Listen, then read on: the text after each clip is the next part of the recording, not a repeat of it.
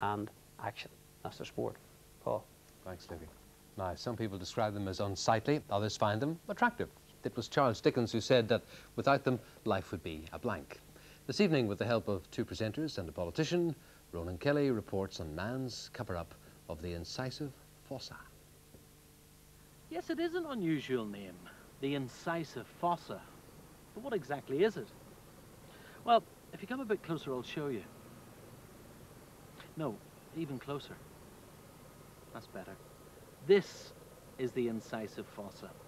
It's the part of the face where men or even hopeful boys grow what's more commonly known as a moustache.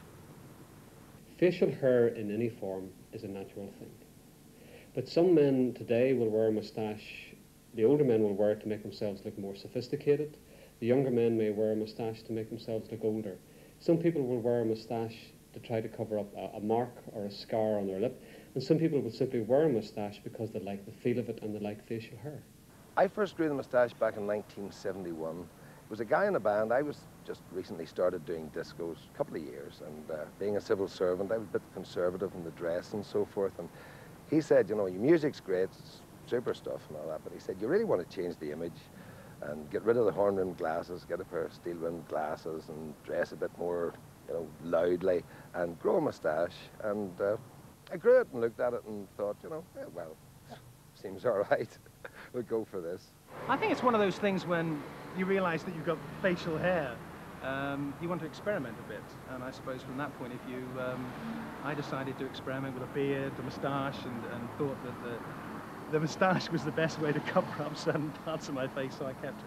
I used to take it off regularly, but I live in different circumstances now, and if I'm going to retain my looks as Super Mario, I've got to keep the moustache and the baldy head as a combination.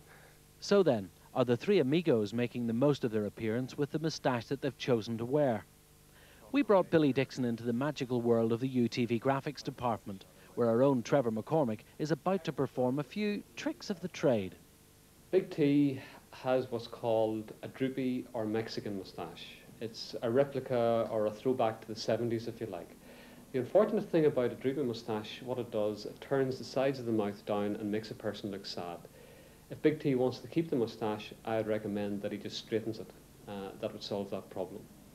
David Irvine's moustache is his trademark. You cannot imagine the politician without the moustache.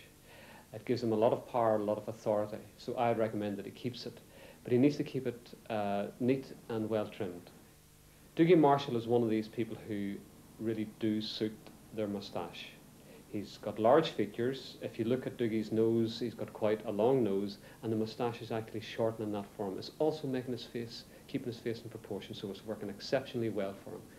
What he needs to be careful of is that if it starts to go grey, it can end up looking patchy. So I would recommend that if that does happen, that he starts putting a colour into it. And any good barber will be able to do that for him. Now, don't be fooled by the name Aubrey. This isn't Aubrey. This is Vizzy, and Vizzy's from Istanbul in Turkey. And it's believed that the Turks are among the world's best barbers. Now, while I'm having my moustache groomed, let's take a look at some well-known names who don't have moustaches but could benefit from one.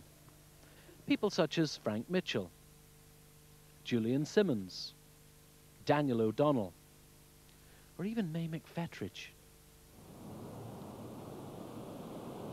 You know, it says here that Spanish girls believe that kissing a man without a moustache is like eating an egg without the salt.